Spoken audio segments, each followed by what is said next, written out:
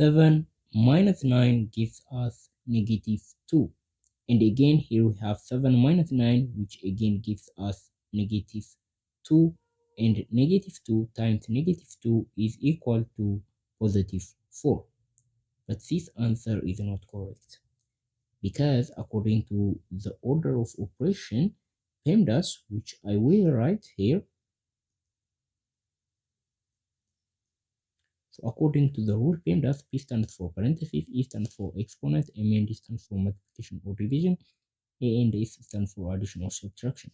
According to this rule, the first thing to solve in equation is parentheses, right? So parentheses is priority number 1. And after we solve parentheses, the second thing to solve is exponent, right?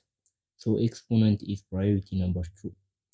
And after we solve exponent, we have to solve multiplication or division. It is priority number 3. And finally, we have to solve addition or subtraction. If we solve subtraction before multiplication, that is wrong and actually not correct. So we have to do the equation. We have to solve the equation this way.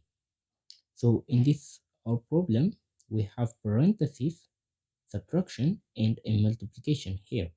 So for those of you who don't know, if a number is placed next to parentheses, that means multiplication, right? So this is actually multiplication. So we have to do the parentheses first, and then the multiplication, and finally the subtraction. That is the right order. So let's begin. So 7 minus 9 gives us negative 2. And the problem becomes 7 minus 9 times negative 2. So this is a multiplication.